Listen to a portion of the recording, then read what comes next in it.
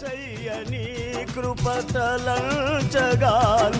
నా శ్రమలుగా అనిపించలేదే.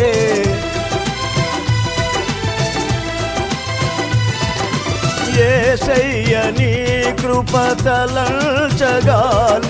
నా శ్రమలుగా అనిపించలేదే. నీవు నాకిచ్చే మహిమ ఎదుట ఇవి ఎల్ల తగినవి కావే.